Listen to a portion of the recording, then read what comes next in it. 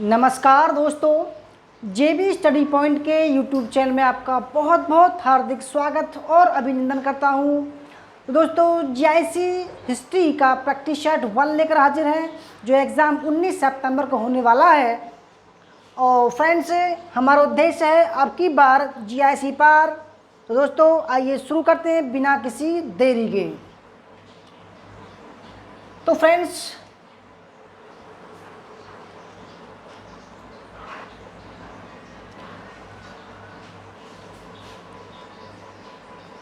दोस्तों अगर आप हमारे चैनल पर नए हैं तो ज़रूर सब्सक्राइब कीजिएगा, वीडियो को लाइक कीजिएगा और अपने दोस्तों को ज़रूर शेयर कीजिएगा। दोस्तों बिना किसी देरी के शुरू करते हैं, फटाफट रिवीजन है आपका, ठीक है। तो पहला सवाल आपके सामने है, क्वेश्चन नंबर 1। तो क्वेश्चन नंबर 1 आपके सामने प्रस्तुत है, ठीक है। तो पहला सवाल आपके सामने है, सवाल है भारतीय इतिहास, भारतीय राष्ट्रीय कांग्रेस के लाहौर अधिवेशन 1929 के अध्यक्ष कौन थे। तो दोस्तों जो भी इतिहास पढ़ रहे हैं सबको पता होना चाहिए, ठीक है। तो पहला ऑप्शन आपके सामने है अबुल कलाम आज़ाद, राजेंद्र प्रसाद, सुभाष चंद्र बोस या जवाहरलाल नेहरू। तो फ्रेंड्स देखो, ये जो अधिवेशन था बहुत महत्वपूर्ण है, 1929 का और 1931 का, ठीक है। तो लाहौर अधिवेशन के जो अध्यक्ष थे वो जवाहरलाल नेहरू थे, ठीक है। और इन्होंने 31 दिसंबर,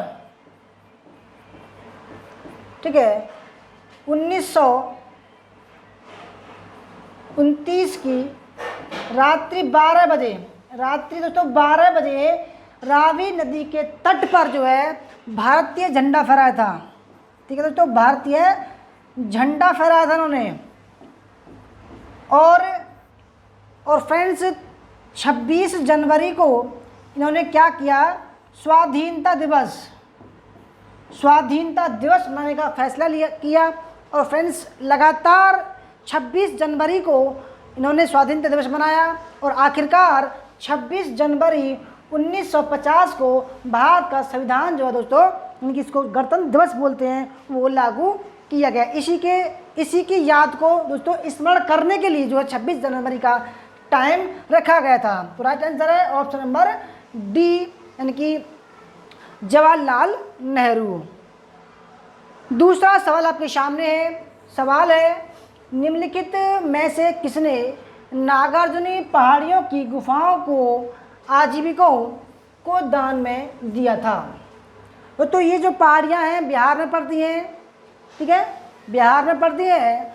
और देखो वहाँ पे कौन कौन सी पहाड़ी है दोस्तों, बराबरी पहाड़ी है, बराबर पहाड़ी और नागार्जुन पहाड़ी,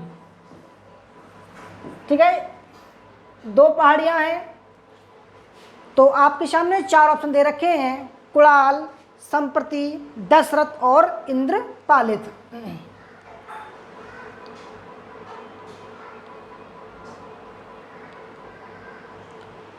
तो फ्रेंड्स नागार्जुनी पहाड़ियों पर जो गुफाएं थी उसका नाम था लोम ऋषि, ठीक है। और इनको जो दान दिया था आजीवक संप्रदाय के जो बाबाओं को, जो वो दिया था दशरथ ने, ऑप्शन नंबर बी। और फ्रेंड्स अगर बात करें बराबर पहाड़ियों पे, वहाँ पर जो गुफाएं थी कर्ण चौफड़, कौन सी थी, कर्ण चौफड़, सुदामा, तो ये जो है गुफाएं थी। और इनको जो है दोस्तों अशोक ने आजीविकों को दान दिया था। किसने दिया था, अशोक ने आजीविकों को दान दिया था, कर्ण चौपड़, सुदामा और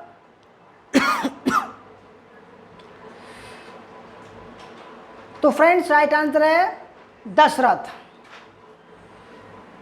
क्वेश्चन नंबर 3 पर आते हैं। क्वेश्चन नंबर 3 है, दिल्ली का कौन सा सुल्तान अशोक स्तंभ को दिल्ली लाया था, ठीक है। कौन सा सुल्तान था जो अशोक स्तंभ को दिल्ली लाया था। तो अशोक स्तंभ मेरठ का भी था, टोपरा का भी था, ठीक है, तो उसको उन्होंने जो है दिल्ली मंगवाया और मेरठ का जो है वो आधा टूट गया था रास्ते में। तो दोस्तों पहला ऑप्शन है आपका फिरोज शाह तुगलक, जलालुद्दीन खिलजी, मोहम्मद बिन तुगलक और चौथा है मोहम्मद गौरी। तो फ्रेंड्स हर एक सवाल में आपको 20 सेकंड का समय है कमेंट करने के लिए। आपको बताना है कि कौन सा सुल्तान अशोक स्तंभ को दिल्ली लाया। तो राइट आंसर इसका फिरोज शाह तुगलक दिल्ली टॉप रहा और मेरठ को दोस्तों स्तंभ जो थे वो दिल्ली लाया था। क्वेश्चन नंबर 4, सती प्रथा पर पाबंदी किसने लगाई थी? तो पहला ऑप्शन है वारेन हेस्टिंग्स ने, लॉर्ड कर्जन ने, विलियम बेंटिक ने या लॉर्ड कैनिंग ने। जल्दी जल्दी आंसर देते रहिए दोस्तों, ठीक है। 1829 में सती प्रथा को बंद किया गया, ठीक है। सती प्रथा को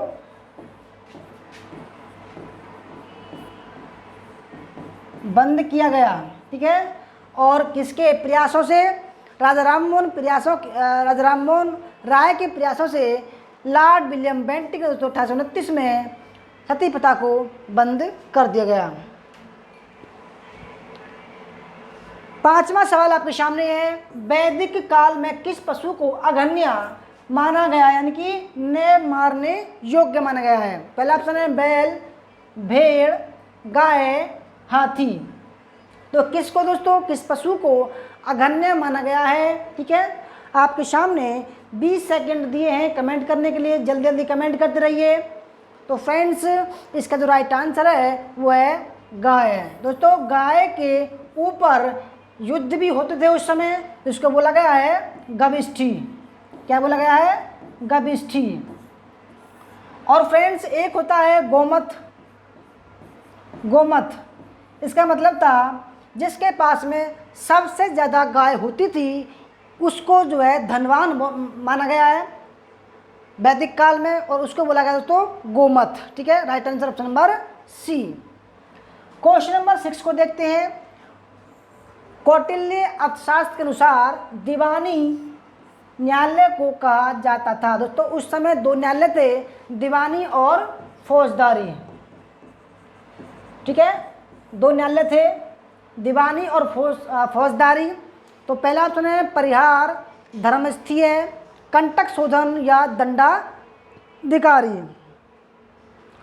तो फ्रेंड्स दीवानी न्यायालय को जो कहा जाता था वो था धर्मस्थीय, ऑप्शन नंबर बी। और फौजदारी को बोलते थे दोस्तों कंटक शोधन। दोनों को याद रखना, काफ़ी बार एग्जाम में आ चुके हैं दोस्तों। ठीक है, तो राइट आंसर इसका ऑप्शन नंबर बी हो जाएगा, धर्मस्थीय। क्वेश्चन नंबर 7 देखते हैं। भारत में सर्वप्रथम सांकेतिक मुद्रा का प्रचलन किया था। तो ये तांबे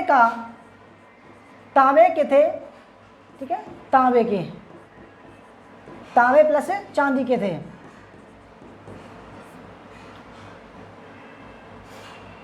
चांदी के, तांबे के, सॉरी, तांबे के थे, क्योंकि दोस्तों चांदी का जो है कमी हो गई थी, इसलिए तांबे की सांकेतिक मुद्रा चलाई। किसने चलाई? अकबर ने, अलाउद्दीन खिलजी ने, बहलोल लोदी ने या मोहम्मद बिन तुगलक ने। किसने चलाई? 1329 में। तो 1329 में मोहम्मद बिन तुगलक ने जो है दोस्तों सांकेतिक मुद्रा चलाई। इसने दोआब में, देखो और से कुछ काम भी किए ऐसे जो असफल रहे। दोआब में कर वृद्धि की इसने, कर वृद्धि। ठीक है, और इसने दोस्तों दिल्ली से दौलताबाद इसने राजधानी परिवर्तन की थी। ठीक है, राजधानी को बदला था। तो फ्रेंड्स राइट आंसर इसका ऑप्शन नंबर डी। 8वां सवाल, महावीर ने निम्नलिखित में से कौन सा व्रत जोड़ा था? ठीक है, तो पहला है सत्य, अहिंसा, अपरिग्रह या ब्रह्मचर्य। महावीर स्वामी से 250 साल पहले कौन आए दोस्तों? ठीक है, उनका नाम था पार्श्वनाथ, जो फ्रेंड्स कौन से तीर्थकर थे? 23वें तीर्थकर थे। और ये कहाँ के थे दोस्तों? काशी के राजा, काशी के राजा अश्वसेन के पुत्र थे। ठीक है, अश्वसेन के पुत्र थे। ठीक है, तो बताने को इतना कुछ है कि पुत्र थे, 23वें थे। इनका जो लक्षण था, जो चिन्ह था, वो था सर्पफण। क्या था? सर्पफण। तो फ्रेंड्स सवाल है, तो देखो इन्होंने पार्श्वनाथ ने 4 व्रत जोड़े थे, जिसमें सत्य, अहिंसा, अपरिग्रह, ठीक है, और चोरी न करना, ये 4 थे। परंतु इन चारों में महावीर स्वामी ने ब्रह्मचर्य जोड़ा था। तो right answer option number D. Question number 9, प्राचीन मानव प्रजाति है, यानी कि सबसे प्राचीन जो मानव प्रजाति है वो कौन सी है? पहला है ऑस्ट्रेलोपिथेकस, जावा मानव, होमो इरेक्टस या निएंडरथल।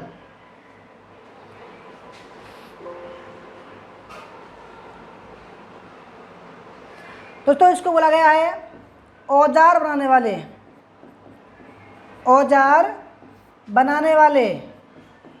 ठीक है, इसको बोला गया दोस्तों समाधान। ठीक है, करने वाले। जावा चीन में पड़ता है। तो दोस्तों प्राचीन मानव जो प्रजाति है वह है ऑस्ट्रेलोपिथेकस। लगभग दोस्तों ये 25 लाख वर्ष पूर्व पहले थी। ठीक है, 25 लाख वर्ष पहले थी। याद रखिएगा, बहुत इंपॉर्टेंट फैक्ट बता रहा हूं मैं आपको। ठीक है, क्वेश्चन नंबर 10 देखते हैं। 1857 में प्रथम स्वतंत्रता संग्राम का प्रारंभ कहाँ से हुआ था? देखो बहुत महत्वपूर्ण फैक्ट है। बच्चे क्या करते हैं, कभी कभी बैरकपुर लगा देते हैं, कभी कहीं कभी कहीं। 4 ऑप्शन आपके सामने हैं, लखनऊ, झांसी, मेरठ, कानपुर। दोस्तों वैसे ये कहते हैं कि भाई चिंगारी, यानी कि जो प्रथम स्वतंत्रता संग्राम का जो उदय हुआ है, ठीक है, एक चिंगारी जो भड़की थी, ठीक है, वो वैसे बैरकपुर से भड़की थी। क्योंकि दोस्तों यहाँ पर बैरकपुर है, यहाँ तो कुछ रास्ता था। ठीक है, यहाँ पर जो फौज लगी हुई थी, क्योंकि छावनी थी जहाँ पर बम वगैरह बनते थे। ठीक है, तो एक जो है लश्कर, यानी कि यहाँ पर काम करने वाला जो बंदा था वो जा रहा था दोपहरी में, तो एक सैनिक था, वो ब्राह्मण था, और ये जो शायद SC/ST होगा शायद। ठीक है, तो इसने जो है इससे पानी मांगा कि भाई मुझको पानी दे दो, प्यास लग रही है। इसने कहा भाई तुम नीच हो, मैं पानी नहीं दूंगा। तो इसने कहा कि भाई अगर तुम पानी से इतनी घृणा करते हो, अगर मैंने एक बात तुमको बता दी तो अनर्थ हो जाएगा। बोला क्या है भाई ऐसी बात? बोला कि तुम अपने धर्म को जो है भ्रष्ट नहीं करना चाहते, परंतु जिस कारतूस को आप मुंह से काट कर बंदूक में लगाते हो वो गाय, ठीक है, गाय और सूअर की चर्बी से बनता है। गाय और सूअर की चर्बी से बनता है। बोला ये बोलता है अरे ऐसा कैसे हो जाएगा? बोला कि मैं बनाता हूँ खुद, मत दो पानी। तो दोस्तों यहाँ से जो है एक लोगों में विद्रोह फैल गया, भाई ये तो है नहीं सकता, क्योंकि उस समय जो ब्रिटिश सेना थी उसमें हिंदू और मुसलमान दोनों शामिल थे, दोनों ने विरोध किया। तो फ्रेंड्स मंगल पांडे ने अपने अधिकारी MS को मार दिया, और फ्रेंड्स 29 मार्च को उनको फांसी दे दी गई। परंतु 10 मई 1857 को, ठीक है, मेरठपुर से इसका प्रारंभ होता है। ऑप्शन नंबर इसका C राइट आंसर है। क्वेश्चन नंबर 11 देखते हैं। अवध का अंग्रेजी साम्राज्य में विलय किस नीति के तहत हुआ था? दोस्तों अंग्रेजों ने अपने साम्राज्य को बढ़ाने के लिए कई तरीके अपनाए, जैसे कि व्यक्तिगत नीति का द्वारा, युद्ध द्वारा, ठीक है, इसको बोलते हैं डायरेक्ट। ठीक है, इसको बोलते हैं दोस्तों हड़प नीति, डलहौजी की। ठीक है, इसको बोलते हैं दोस्तों सहायक संधि, रेजिडेंट के माध्यम से, ठीक है। और दोस्तों इसको बोलते हैं आरोप लगाकर। तो दोस्तों आप ये बताइए कि अवध का जो विलय 1856 में जो हुआ था, ठीक है, जिसका जो बादशाह था बाजिद अली शाह था, उसको जो है दोस्तों उसको कुशासन के आधार पर जो है इसको मिला लिया गया था। ऑप्शन नंबर इसका ए राइट। और फ्रेंड्स जो रिपोर्ट थी वो थी आउटरम की रिपोर्ट। आउटरम की, ये भी इंपॉर्टेंट है, याद रखिएगा। आउटरम की रिपोर्ट के आधार पर आउटरम ने कहा कि भाई जो अवध का जो राजा है और वो जो है प्रशासन करने में कामयाब नहीं है, वहाँ भ्रष्ट लोग हैं। तो इस आधार पर डलहौजी ने जो है इसको कुशासन के आरोप लगाकर जो है जो है अंग्रेजी साम्राज्य में शामिल कर लिया। 12वां सवाल देखते हैं। सिंधु घाटी की सभ्यता में लोग पूजा करते थे। दोस्तों जब सिंधु घाटी खुदाई की गई है तो उसमें कुछ ऐसे, जैसे कि दोस्तों देखो ऐसे, ठीक है, और ऐसे छोटे बड़े, इनकी बड़े बड़े भी ऐसे जो है कुछ पत्थर पाए गए हैं, ठीक है, कुछ पत्थर पाए गए हैं। तो उसको क्या बोला गया है, उसका जो साम्यता है वो किससे लगाया गया है? पहला है पशुपति, दूसरा इंद्र, तीसरा ब्रह्मा, चौथा विष्णु। तो फ्रेंड्स देखो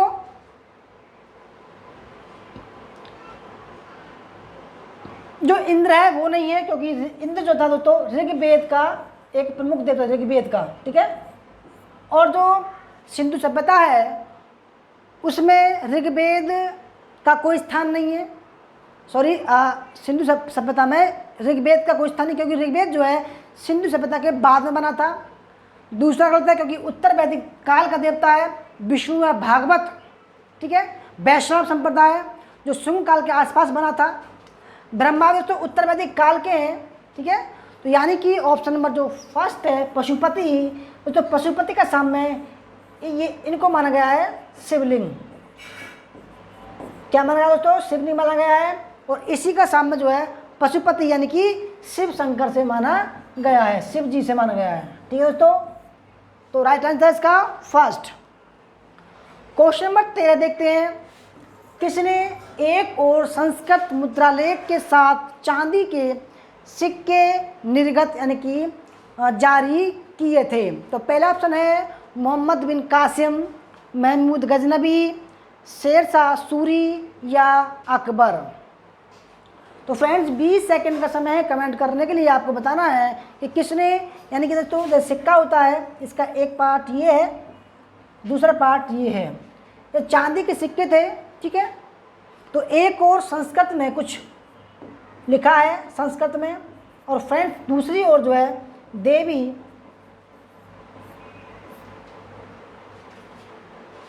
का चिन्ह बना था।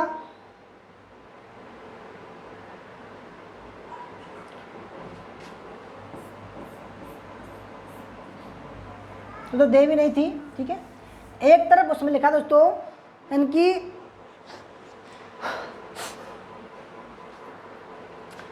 महमूद गजनबी।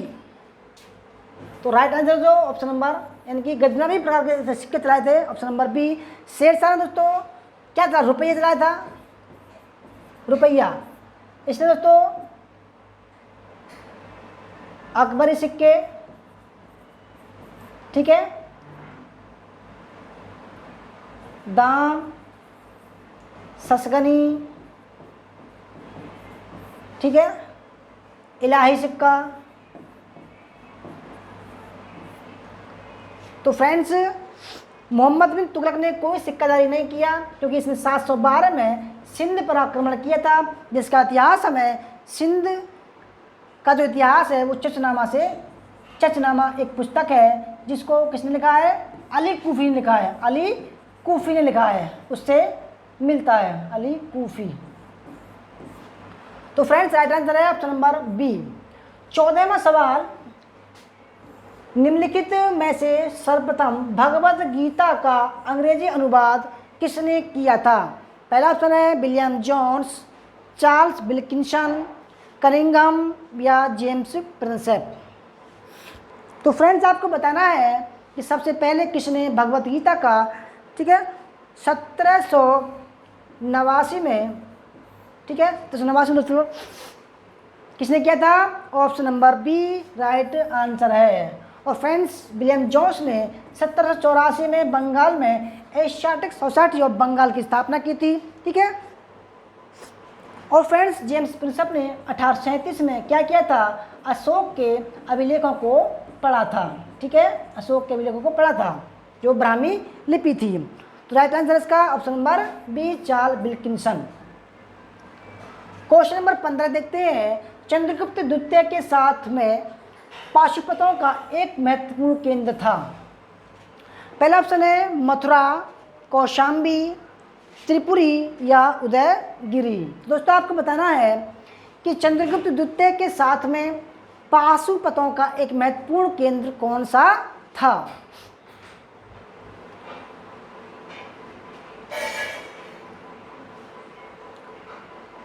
तो फ्रेंड्स राइट आंसर इसका ऑप्शन नंबर सी त्रिपुरी जो था दोस्तों पाशुपतों का एक महत्वपूर्ण केंद्र था, ठीक है। जबकि जो मथुरा था वो बौद्ध और जैन, ठीक है, और शकों का था उस समय। चंद्रगुप्त द्वितीय ने मथुरा और उज्जैन के शकों को हरा दिया था। और फ्रेंड्स उसी के उपलक्ष्य में, शकों को हराने के उपलक्ष्य में इसको सकारी बोला गया।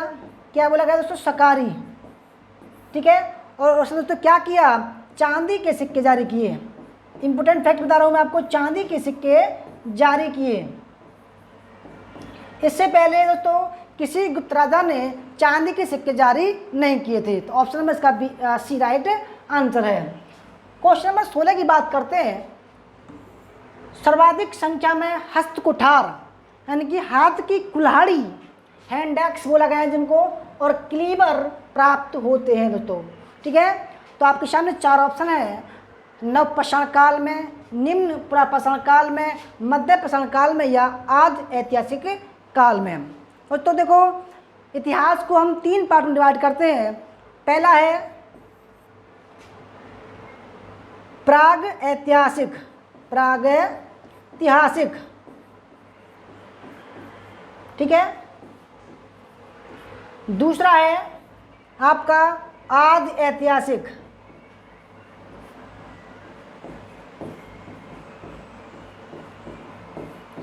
और थर्ड है आपका ऐतिहासिक काल, ठीक है। ये दोस्तों आपका बिल्कुल फैक्ट बता रहा हूँ आपको मैं।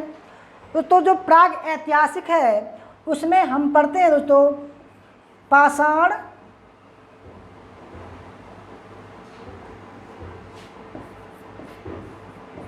पाषाण काल पढ़ते हैं इसमें, ठीक है। मानव का विकास पढ़ते हैं जिसमें पुरापाषाण काल, मध्य पाषाण काल और नवपाषाण काल पढ़ते हैं। तो जबकि आदि ऐतिहासिक में क्या पढ़ते हैं दोस्तों? हम सिंधु सभ्यता पढ़ते हैं, सिंधु सभ्यता पढ़ते हैं और वैदिक सभ्यता पढ़ते हैं, ठीक है। जो वैदिक सभ्यता है दोस्तों 1500 से लेकर, ठीक है, 1500 ईसा पूर्व से लेकर 600 ईसा पूर्व जो है, क्योंकि दोस्तों वैदिक काल में 2 पार्ट होते हैं। ऋग्वैदिक काल 1500 से 1000 के बीच में, और उत्तर वैदिक काल 1000 से 1500 के बीच में माना जाता है। और जबकि महाजनपद काल से, ठीक है दोस्तों, ये जो है ऐतिहासिक काल माना जाता है 1947 तक। तो फ्रेंड देखो सर्वाधिक संख्या में हस्तकुठार हैंडएक्स जो प्राप्त हुए हैं वो दोस्तों निम्न पुरापाषाण काल से पाए गए हैं। ये दोस्तों कहाँ पाए गए हैं? 1863 में मद्रास के दोस्तों पल्लवरम नामक स्थान पर जो है पाए गए हैं, ठीक है। इनको किसने खोजा? रॉबर्ट ब्रूस फूट ने खोजा, दोस्तों खोजा, ठीक है, मद्रास के पल्लवरम में। तो 1863 में, ठीक है, खोजा था। और फ्रेंड्स इसका जो स्थल है यानी कि सर्वाधिक मात्रा में इनका जो मेन स्थल था वो दोस्तों सोहन घाटी था। इसलिए इसको सोहन घाटी की सभ्यता बोला गया है, ठीक है। और फ्रेंड्स नवपाषाण काल में परिष्कृत औजार यानी कि पालिशदार औजार बनाए जाते थे। मध्य पाषाण काल में दोस्तों काफ़ी छोटे यानी कि लघु पाषाण उपकरण पाए गए हैं, तो इसको बोला गया है माइक्रोलिथ बोला गया है इसको, ठीक है। और फ्रेंड्स आज एपिसोड में आपको बताया मैंने, यानी सिंधु और वैदिक सभ्यता पाए गए। सिंधु सभ्यता में जो गैरिक मृदवांड पाए गए हैं, जबकि वैदिक काल में चित्रित धूसर मृदवांड पाए गए हैं। राइट आंसर इसका ऑप्शन नंबर बी थोड़ा बड़ा हो गया। 17वां सवाल देखते हैं, पानीपत का प्रथम युद्ध कब हुआ था या किस किस के बीच हुआ था, ठीक है। तो फ्रेंड देखो, आपको पता होगा पानीपत का जो प्रथम युद्ध है, ठीक है, वो 1526 में, यानी कि देखो 21 अप्रैल, मैं डेट बता रहा हूँ आपको, 21 अप्रैल 1526 में, ठीक है, पानीपत के मैदान में, हरियाणा में पड़ता है पानीपत। तो जो पानीपत के मैदान में बाबर और इब्राहिम लोदी के बीच में हुआ था, ठीक है, बाबर और इब्राहिम लोदी के बीच में। और फ्रेंड्स बाबर ने इसमें क्या किया, देखो इसमें आप बता रहा हूँ बाबर ने दोस्तों क्या किया, इसने तुलगमा नीति और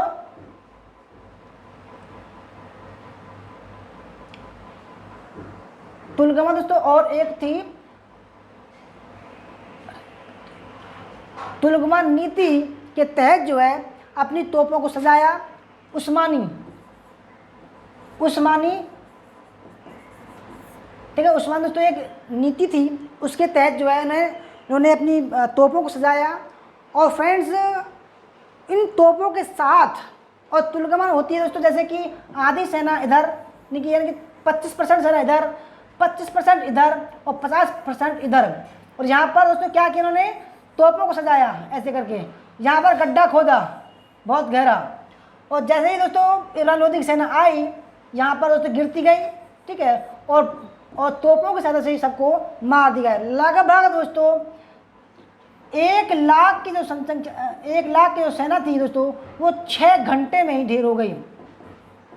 इनके इब्राहिम लोदी की जो सेना थी उनके पास में तलवार थे, और जो बाबर की सेना थी उसके पास में तोप थी दोस्तों। 6 घंटे में ही बाबर ने इब्राहिम लोदी सहित सभी सेना को मार गिराया। तो राइट आंसर है ऑप्शन नंबर फर्स्ट।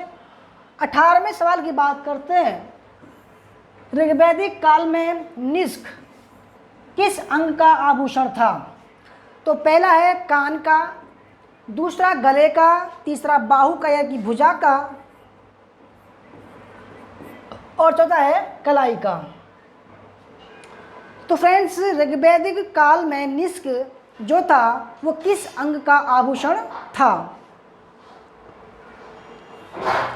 20 सेकंड का समय दिया जा रहा है आपको कमेंट करने के लिए। तो फ्रेंड्स राइट आंसर है गले का, यानी कि देखो जो औरत भी पहनती थी और आदमी भी जो है इनका यूज, आभूषणों का यूज करते थे, ठीक है। ऑप्शन नंबर इसका बी राइट आंसर है। 19वें सवाल की बात करते हैं दोस्तों, बंगाल तथा बिहार में स्थायी बंदोबस्त, इसको बोला गया है परमानेंट सेटलमेंट। इस्तमरारी बंदोबस्त या स्थायी बंदोबस्त लागू करने का श्रेय किसे दिया जाता है।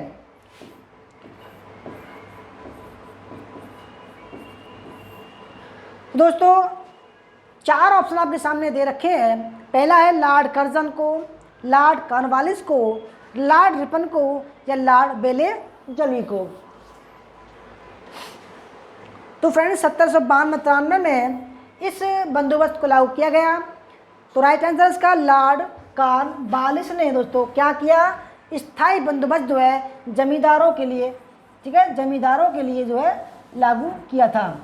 और फ्रेंड्स इसके तहत 1/89 सरकार के लिए और 1/11% जो है जमींदार अपने पास रखता था भू राजस्व, ठीक है। और फ्रेंड्स एक महत्वपूर्ण फैक्ट बता रहा हूँ मैं आपको, लॉर्ड जो कॉर्नवालिस था उसको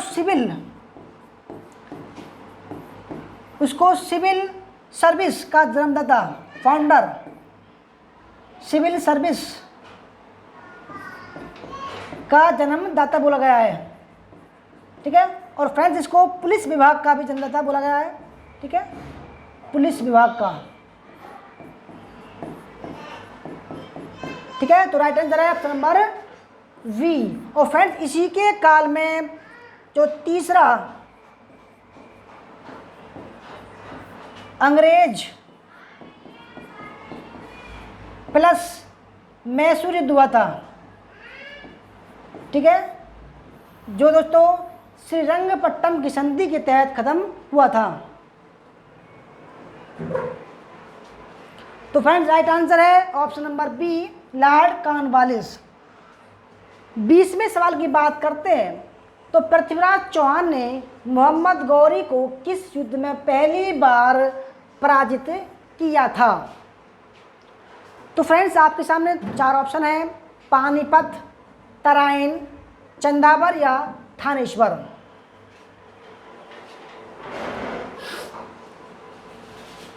तो आपके सामने 4 ऑप्शन दे रखे हैं दोस्तों, आपको बताना है कि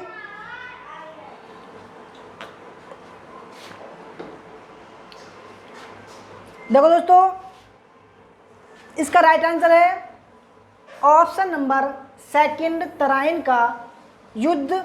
जो दोस्तों देखो तराइन के 2 युद्ध हुए थे, पहला 1191 में और सेकंड है 1192 में। फ्रेंड्स फर्स्ट में क्या हुआ था, पृथ्वीराज चौहान ने गौरी को हरा दिया, ठीक है। फिर 1 साल बाद गौरी अपनी सेना को मजबूत करके जो है फिर आया उसी मैदान में, उसको ललकारा के आ बेटा अब मैं तुझसे लड़ूंगा। दोस्तों क्या हुआ, गौरी ने पृथ्वीराज चौहान को हरा दिया। और फ्रेंड देखो चंदावर का युद्ध हुआ था वो जयचंद और गौरी के बीच में हुआ था 1194 में, ठीक है। इसमें जयचंद को उसने हरा दिया था, गौरी और जयचंद के बीच में। और तो पानीपत के भी आपको पता होगा 3 युद्ध हुए। पहला युद्ध 1526 में हुआ, ठीक है, दूसरा युद्ध 1556 में हुआ और तीसरा युद्ध 1761 में। पहला युद्ध हुआ बाबर और इब्राहिम लोदी के बीच में, दूसरा युद्ध हुआ बाबर और हेमू के बीच में, सॉरी अकबर और हेमू के बीच में, दूसरा युद्ध अकबर। और तीसरा युद्ध तो अहमद शाह अब्दाली और मराठों के बीच में हुआ था। तो फ्रेंड्स देखो थानेश्वर क्या था, थानेश्वर जो थी वो हर्षवर्धन की राजधानी थी, जिसको दोस्तों उसने क्या किया, थानेश्वर से कन्नौज उसने अपनी राजधानी परिवर्तन कर दिया था, ठीक है। ऑप्शन नंबर इसका बी राइट आंसर हो जाएगा। 21वें सवाल की बात करते हैं दोस्तों। 21वां सवाल है, निम्नलिखित में से कौन सिंचाई कर लगाने वाला दिल्ली का प्रथम सुल्तान था? सिंचाई यानी कि दोस्तों जो चारागाह थे, चारागाह और प्लस जो पशु थे उन पर एक कर लगाया गया था, जिसको बोला गया दोस्तों चराई कर, चराई कर था। और फ्रेंड्स एक और कर लगाया जिसको बोला है गृह कर या घराई कर। ये 2 कर जो लगाए थे दोस्तों, ये लगाए थे फिरोज शाह तुगलक ने। ऑप्शन नंबर इसका बी राइट आंसर है, ठीक है, ऑप्शन नंबर बी। और अलाउद्दीन खिलजी ने दोस्तों क्या किया, मुस्तखराज नामक एक अलग विभाग बनवाया, जिसका काम जो था बकाया राजस्व को जो है प्राप्त करना था। तो फ्रेंड्स इसने जो है अपने काल में 1/2 यानी कि 50% टैक्स लिया था, ठीक है। तो राइट आंसर इसका option number C Firoz Shah Tughlaq. 22वें सवाल की तरफ बढ़ते हैं। 22वां सवाल है, भारत का अंतिम वायसराय कौन था? तो फ्रेंड देखो याद रखना, सबसे पहले आता है बंगाल का गवर्नर, बंगाल का गवर्नर, ठीक है। फिर बनता है भारत का गवर्नर, ठीक है। और फ्रेंड्स फिर बनता है भारत का वायसराय, इसको याद रखना आप, ठीक है। तो फ्रेंड देखो, भारत का बंगाल का जो गवर्नर था वो वारेन हेस्टिंग्स था पहला, और जो भारत का प्रथम गवर्नर था दोस्तों वो था विलियम बेंटिक, और जो प्रथम वायसराय था दोस्तों, प्रथम वायसराय वो था लॉर्ड कैनिंग। ठीक है, याद रखना, वारेन हेस्टिंग्स प्रथम था गवर्नर, ठीक है, और बेंटिक दोस्तों कौन था? विलियम बेंटिक, ये भारत का प्रथम गवर्नर था। और भारत का वायसराय कौन था दोस्तों? लॉर्ड कैनिंग था, जिसके काल में 57 की क्रांति हुई थी।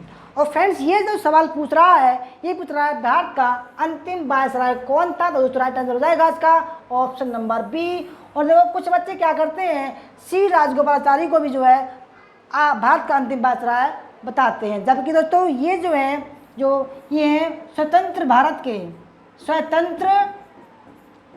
के प्रथम और अंतिम वायसराय, याद रखिएगा दोस्तों, ठीक है।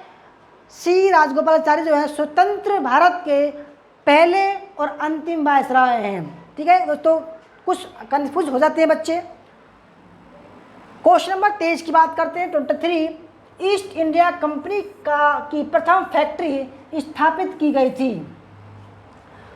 तो पहला ऑप्शन है गोवा में, सूरत में, पांडिचेरी में या मद्रास में। दोस्तों ईस्ट इंडिया कंपनी 31 दिसंबर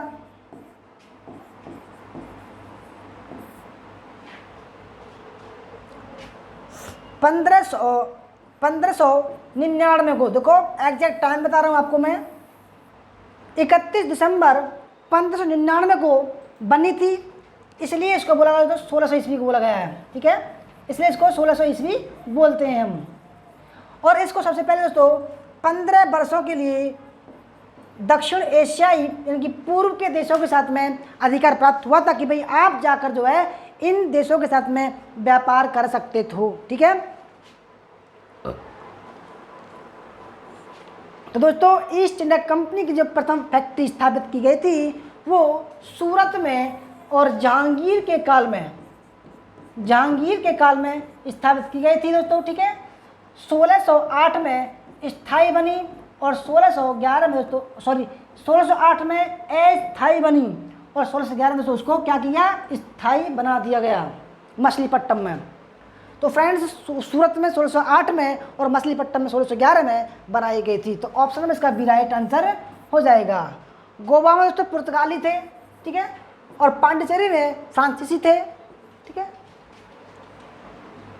क्वेश्चन नंबर 24 की बात करते हैं दोस्तों, अष्टप्रधान नामक मंत्रिपरिषद होती थी, यानी कि एक मंत्रिपरिषद में 8 सदस्य होते थे। तो फ्रेंड्स इसको क्या बोला गया है, अष्टप्रधान, ठीक है, अष्टप्रधान बोला गया है। और एक और थी दोस्तों जिसको बोला गया अष्टदिग्गज, उसमें भी 8 सदस्य थे, ठीक है।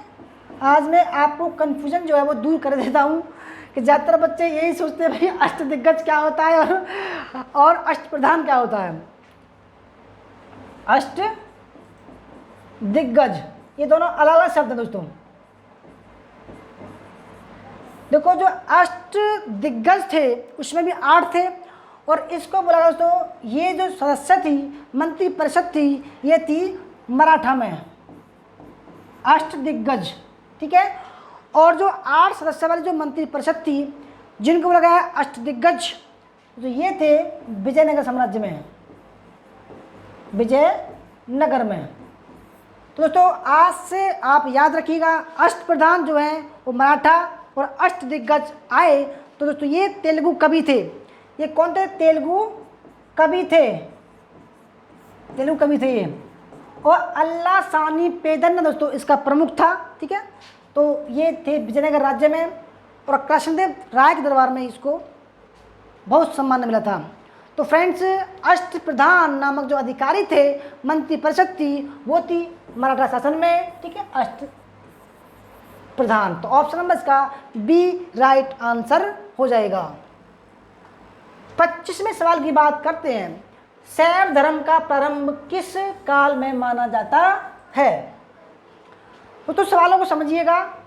तो शैव धर्म का प्रारंभ, शैव माने शिव जी को मानने वाले अनुयायी, यानी कि शिव जी के जो अनुयायी थे उन्होंने जिस धर्म को बनाया, ठीक है, या जिस संप्रदाय को बनाया दोस्तों, उसको बोला गया है शैव धर्म। ठीक है, तो पहला ऑप्शन है हड़प्पा, उत्तर वैदिक, मौर्य या शुंग कुषाण।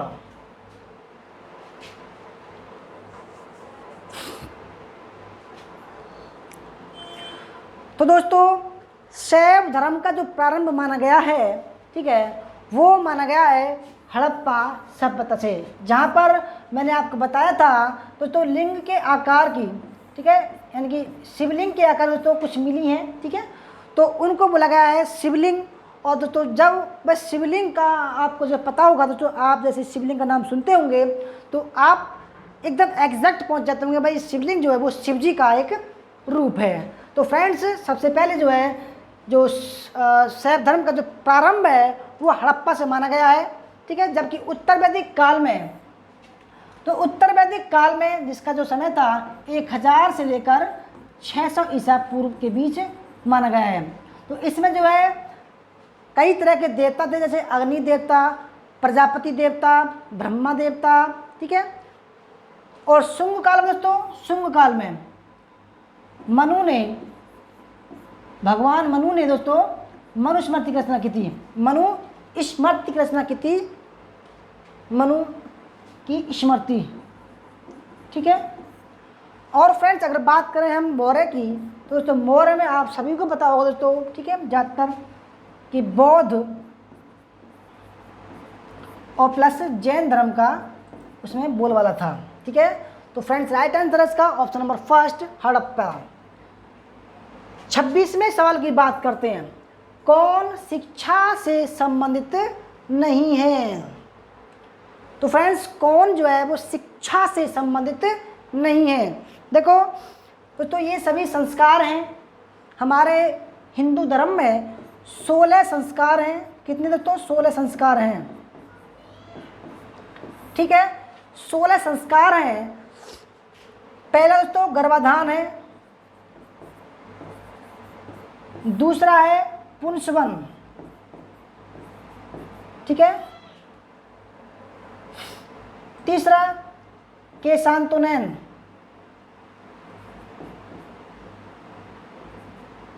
चौथा दोस्तों सीमांतोनयन। तो दोस्तों गर्भाधान, गर्भ का लिए जो है पति के साथ में संभोग करना, ठीक है दोस्तों, पुंसवन गर्भ ठहरना, केशांत यानी कि स्त्रियों जो गर्भवती स्त्री होती हैं उनके बालों को ऊपर उठाना, और सीमांतोनयन का मतलब होता है जब स्त्री 4 या 6 या 8 महीने गर्भवती होती है दोस्तों, ठीक है, तो वो जो है एक ऐसा आचरण करने लगती है जिसका प्रभाव उससे बच्चे पर पड़ेगा।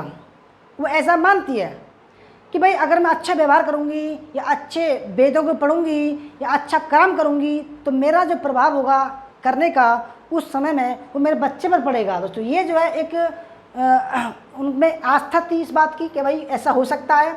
तो जो शिक्षा से संबंधित नहीं था वो था सीमांतोनयन, जबकि दोस्तों उपनयन संस्कार शिक्षा से था, समावर्तन शिक्षा से था, और फ्रेंड्स ब्रह्मचर्य जो है वो शिक्षा से था। कौन सा नहीं था? ऑप्शन नंबर डी नहीं था।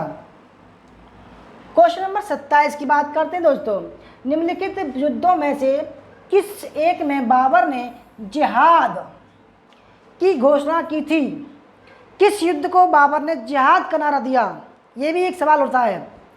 तो फ्रेंड्स पानीपत का युद्ध पहला, दूसरा खानवा का युद्ध, तीसरा चंदेरी का युद्ध, और चौथा ऑप्शन नंबर डी इनमें से कोई नहीं।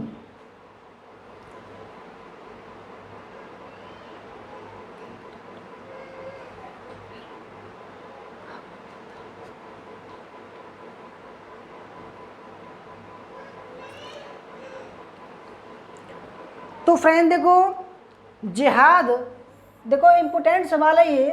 बाबर और राणा सांगा के बीच में 1500 27 में एक युद्ध हुआ, ठीक है, खानवा के युद्ध में, जिसमें बाबर ने उसको जिहाद का नारा दिया कि भाई ये जो है, क्योंकि जो राणा सांगा था उसकी जो सेना थी बड़ी मजबूत थी और जो बाबर की सेना थी वो थोड़ी कमज़ोर थी, तो इसलिए जो है बाबर की सेना डर गई कि भाई ऐसा हम तो हमारी हार निश्चित है। परंतु बाबर ने उनमें उत्साह भरने के लिए, जोश भरने के लिए खानवा के युद्ध को जो है जिहाद का नारा दिया कि भाई हम जो है काफिरों से लड़ेंगे, हम जो है इस देश को काफिर बना देंगे, ये मलेच्छ हैं, ये काफिर हैं, हमको दोस्तों इस्लाम का बढ़ावा करना है, हम जो है अगर हमारे साथ जो है खुदा है, हम हारेंगे नहीं। तो ये इसलिए उसने जिहाद का नारा दिया, ठीक है। और फ्रेंड्स इसमें क्या किया उसने, तमगा कर माफ़ कर दिया, तमगा कर माफ़ कर दिया कि भाई। और देखो इस युद्ध को जीतने के बाद में तो इसने जो है अपनी पादशाह की उपाधि त्याग कर गाजी की उपाधि दोस्तों धारण की थी। ये भी इंपॉर्टेंट फैक्ट है।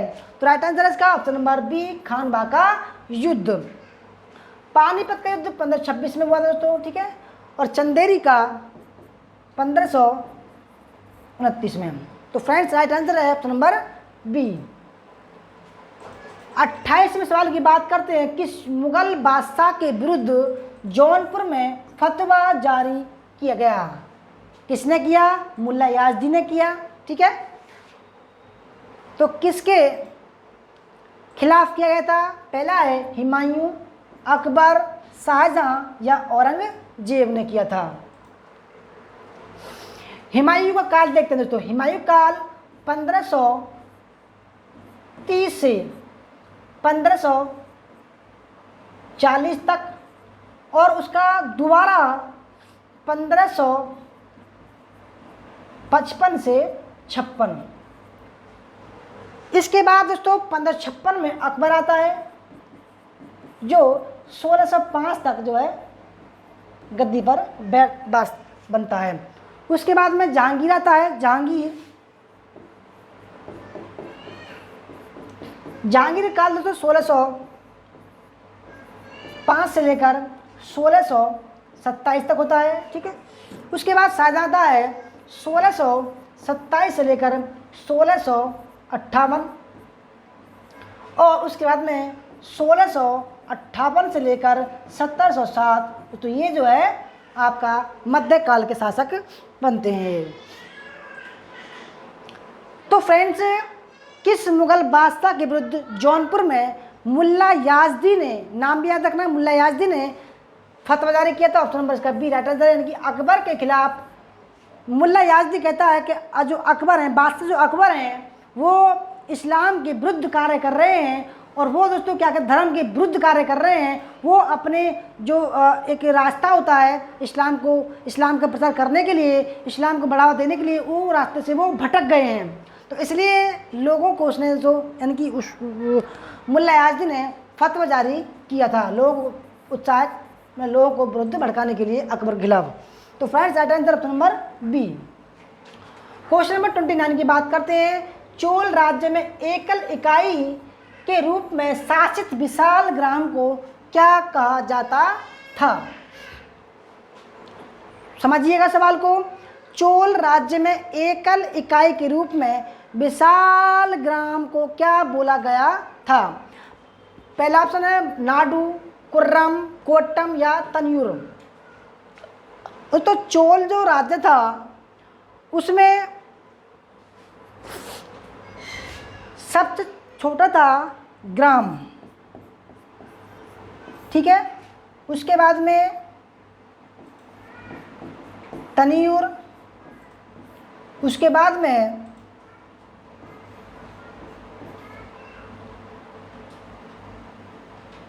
कुर्रम, उसके बाद तो ये बढ़ते हुए क्रम में है कोट्टम प्लस नाडू प्लस मंडल।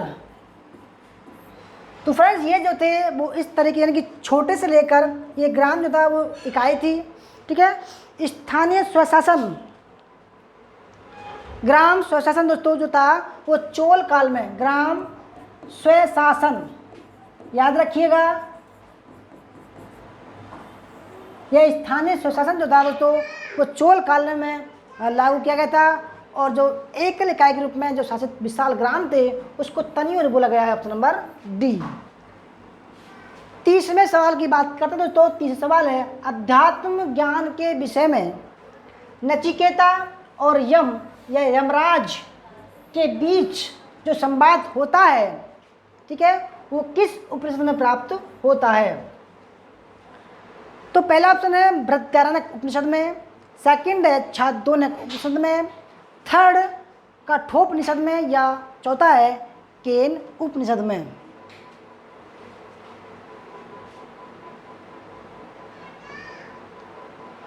दोस्तों आपके पास 4 ऑप्शन दिए हैं।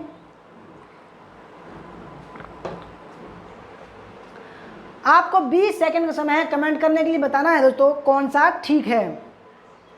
तो नचिकेता और यम का जो संवाद है वो किस में पाया गया है? तो राइट आंसर है ऑप्शन नंबर डी, कठोपनिषद में। ठीक है, बृहदारण्यक में दोस्तों क्या है?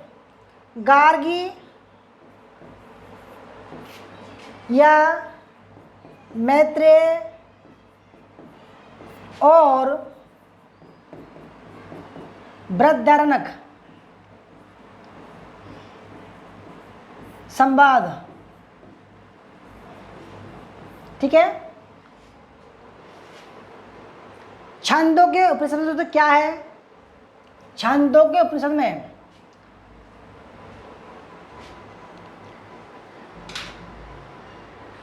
ये दोस्तों सबसे फेमस है, सबसे फेमस है। इसमें दोस्तों सबसे पहले दोस्तों क्या हुआ है? 4 आश्रमों का उल्लेख इसमें मिला है। और जाबालो उपनिषद में प्रथम तीन आश्रम है, जबकि छांदोग्य उपनिषद में 4 आश्रमों का उल्लेख है। ठीक है, इसमें दोस्तों क्या है, एक और मतलब कई हैं। चलो दोस्तों अगले सवाल मैं क्लास में बताऊंगा। ठीक है, थोड़ा पढ़ाते दोस्तों ये थी हमारी आज की क्लास। आपको कैसी लगी? अगर दोस्तों किसी को हमारा नेट हिस्ट्री प्लस पेपर 1 का क्रैश कोर्स ज्वाइन करना है, क्रैश कोर्स, तो फ्रेंड्स अभी भी समय है। केवल 1000 रुपये का दोस्तों क्रैश कोर्स है, और जिसमें आपको क्या क्या मिलेगा? प्रैक्टिस सेट मिलेंगे,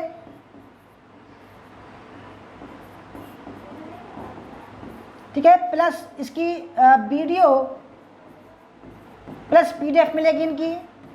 ठीक है, मॉक टेस्ट मिलेंगे आपको, वीडियो प्लस PDF, 30,000 सवाल मिलेंगे आपको, 30,000 सवाल मिलेंगे आपको। ठीक है दोस्तों, 30,000 सवाल मिलेंगे। PYQ का फुल कोर्स मिलेगा,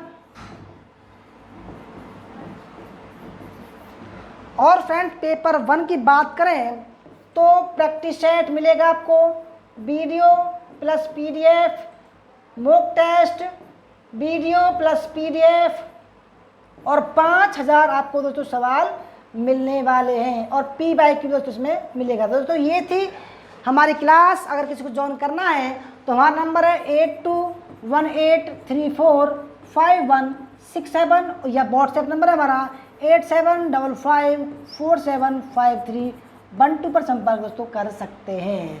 धन्यवाद दोस्तों। कैसी आपको वीडियो लगी हमारी? अगर अच्छी लगी हो दोस्तों लाइक करना, शेयर करना, कमेंट करना दोस्तों। ठीक है, मिलते हैं अगली क्लास में, तब तक के लिए टाटा बाय बाय, जय हिंद, जय वंदे मातरम।